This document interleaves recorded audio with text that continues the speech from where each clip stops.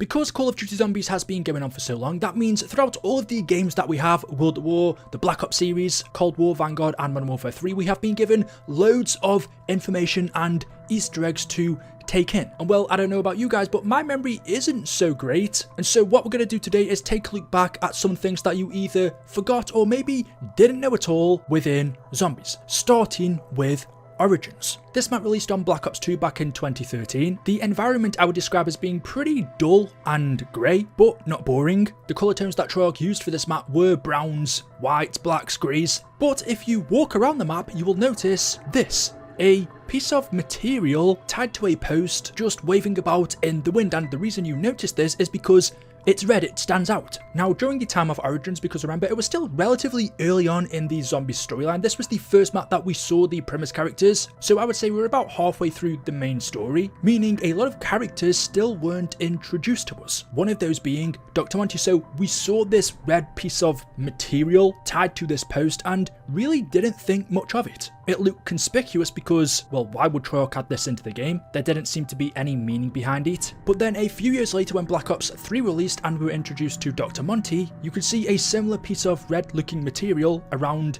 his neck, of course being his scarf. And so people went back to Origins and said, wait a minute, was this what we were seeing in 2013 Origins? Dr. Monty Scarf? Was Monty Scarf in this map before we were even introduced to him? If this was the case, then what that meant was Dr. Monty was leaving hints of his existence in our Zombies maps, because we didn't know about Dr. Monty until a whole 3 years later. Yes, in Origins you have the ending cutscene where you see the children, Samantha and Eddie, in his house. You hear Maxis over the speakerphone, but we didn't see Monty in it. We knew a character called Monty existed in the beginning of Black Ops 3, so Shadows of Evil, The Rise and Zetsubo, but we didn't get to see him until Revelations, 3 years after Origins. Now, of course, you might be asking, well, what if this is just a piece of random material? And if you actually explore Origins further, you will notice it isn't just this one. There is this same red piece of material that appears multiple times throughout the map, but this was actually confirmed to us all the way back in, I think it was COD Expo in 2016, where somebody asked Jason Blundell himself, is Dr. Monty's scarf the same as the one in Origins? And he said, yes, and that we should look into it some more. So the director of Zombies confirmed that what we see in Origins is Monty's scarf, meaning he was hinted at 3 years before we saw him. He was leaving pieces of his existence in our Zombies maps. Now, moving over to Nuketown Zombies, there are a couple of Easter eggs in this map which I really love that I'd almost forgotten about. One of them, which most people should know about because you come across it pretty early on in the game, is on round 7 you hear the transit bus. You hear it beep its horn.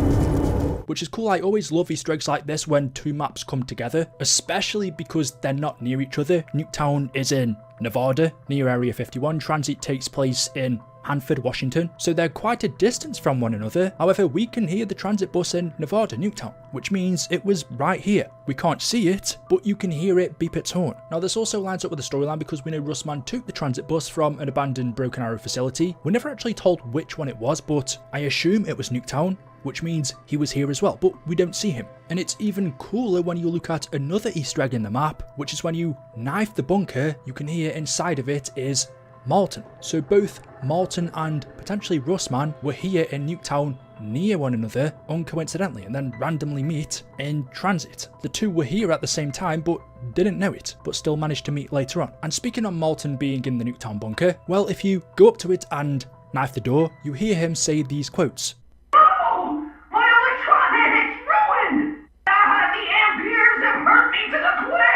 Cyclonic forces contained herein shall make me unstoppable.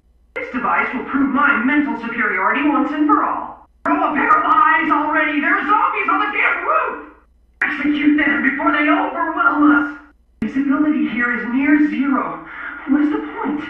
I cannot believe this is the best route to where we are going. Just because one is different is not a valid excuse to simply banish him. He asked me to leave? I was the one reporting the disgusting behavior. Makes no sense. It was later cleared up in Alpha Omega as to why he was here. He was investigating Broken Arrow, and you can hear him in that map as well, however the bunker door is open. He's a little bit further down, but he was in Nuketown, and because he was hiding in the nuclear bunker, when we are there playing as the CIA and the CDC, in the ending cutscene you see the rocket from Moon hits this location, killing everyone on sight, leaving Malton as the only survivor, because he ended up locking himself down here due to being scared of the zombies. Not all of the Easter eggs that you perhaps didn't know or forgot are in older games. There are also some in newer ones as well. In the new version of Kino der Toten that we see in Zombies Chronicles, because this Easter egg doesn't exist in the original 2010 map, this was added 7 years later. There's actually 2 I want to show you because I think they're both really cool. In the outside area, if you interact with this door, if you knock on it, someone will knock back, which means there's someone behind it.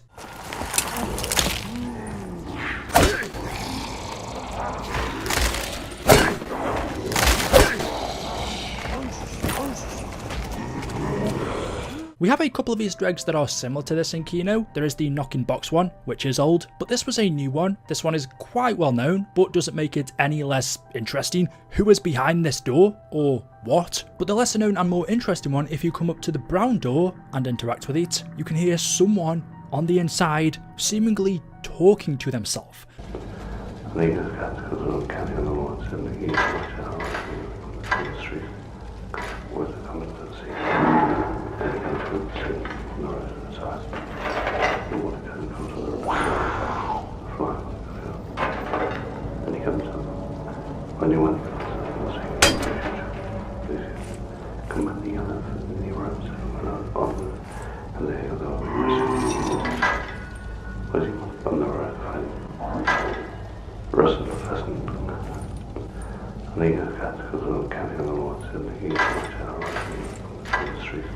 What they say is very difficult to hear because they're almost whispering or mumbling, but you can make out some things. He says things along the lines of either Russman hasn't contacted me or Rezanov hasn't done that yet. People think they have carried on the work. When I first heard this voice, it sounded quite similar to Pablo Marinus, who we know is the 5th test subject of Richthofen's, but from our knowledge Pablo was never at Kino. But this voice does sound like the ramblings of a madman, and Pablo was definitely that. This was a Group 935 facility though, so it could be anyone, but that's never been figured out. Unlike the blue door, this person also knocks on the brown door as well.